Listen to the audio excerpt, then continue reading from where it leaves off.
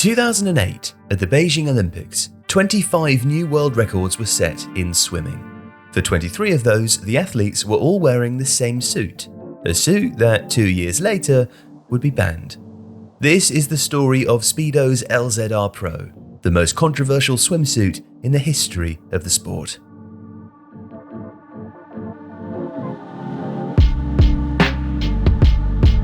In February 2008, ahead of that summer's Olympic Games, Speedo announced a new swimsuit, marketed around the United States superstar Michael Phelps, who was expected to dominate the pool in Beijing. It retailed at $550, and Speedo claimed it to be the fastest suit ever made, understandably so.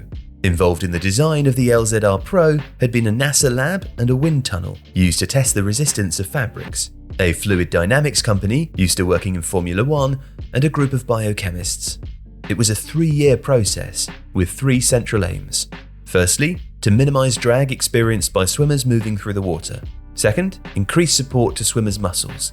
And third, to achieve those aims without restricting the swimmer's movement.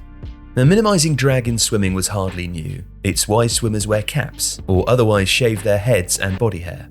The LZR Pro was dedicated to that pursuit. Even the zip fastening used when putting on the suit was on the inside, with the zip's teeth facing outwards. And there were other features. Amazingly, different composite layers could be added to the suit depending on which event the athlete was taking part in. While a suit made from a single layer could be assured of minimizing friction, that could come at the cost of being too tight around certain muscles. The answer was to customize extra panels in specific areas, allowing for extra flexibility around muscle groups specific to particular strokes. Breaststroke, freestyle, butterfly, and so on. Finally, the LZR Pro also came with what is perhaps best described as an inner corset. A separate layer of fabric stretched around the abdomen that again helped to restrict drag, but also provided support to core muscles, alleviating the effects of fatigue during races. And in Beijing, the results represented a staggering level of dominance. Those 25 new world records set, well, that was the most in over 30 years. As we said, 23 of those were set by swimmers wearing a version of the LZR Pro. And furthermore, in 94% of all races staged in Beijing, including the winners, the winning swimmer was wearing Speedo's suit.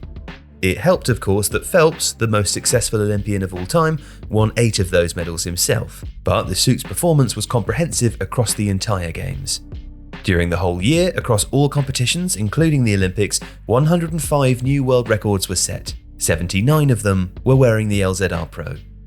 And in December of 2008, Time magazine even included it as one of their 49 inventions of the year. But of course, with success came controversy and ideological concerns. Was it fair, for instance, that some national swimming federations had manufacturing agreements with other suppliers, and as a result, their swimmers did not have the opportunity to wear a suit that seemed obviously superior? Casting an eye forward, Cindy K. Tang of Harvard University's School of Engineering and Applied Sciences wrote that the challenge will be deciding where to draw the line. After all, we wish to see a fair game between athletes based on their athletic prowess and technique, and not a competition between technologies and their respective inventors and sponsors. It's an issue characterized by the term technological doping, similar, for instance, to the controversy surrounding Nike's Vaporfly track shoes and their influence on long-distance running in the late 2010s. Aside from the other benefits to wearing an LZR Pro, one of the things that competitors took issue with was the suit's capacity to trap a layer of air between the skin and the material, enhancing buoyancy. And it was not a new problem in swimming. Back in 2000, when bodysuits had just started to be popularised in swimming, Shane Gould, a 3-time gold medal winner for Australia, told the Sydney Morning Herald that swimming's rules have not kept up with the technological changes of the swimsuit. Everyone agrees they create more streamlining so it reduces friction in the water, but I think they create buoyancy, and that's a device. In the rules, you can't use devices. Buoyancy is an advantage. It allows the body to sit higher in the water and also allows less interruption to a swimmer's stroke technique. For that reason, competitive swimmers have sometimes worn multiple suits, hoping to trap air in the same way as the LZR Pro ultimately did. And that created another point of contention. The more fitted a bodysuit was, the better it was at trapping air and providing those advantages. In the first instance, were $550 suits available to all competitors from every nation, regardless of funding? And in the second, even if they were, was each individual federation able to equip their athletes with suits tailored to their body shape? In each case, the answer is no. The LZR Pro was not actually the technological apex. That suit was made of 50% polyurethane, In the wake of the 2008 Olympics, though, suits made from 100% polyurethane began to emerge.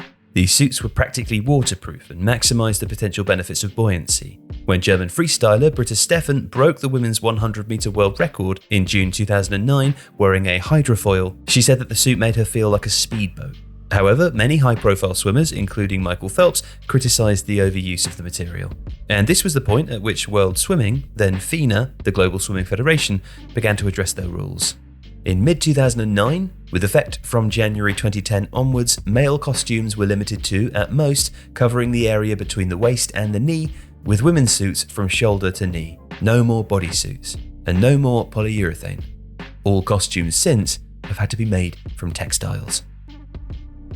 If you like this video, please consider subscribing to the channel. The Athletic is home to the best team of sports writers, reporters, and analysts in the world, offering exclusive stories and unrivaled insight. You could try The Athletic for free for 30 days by clicking the link in the description.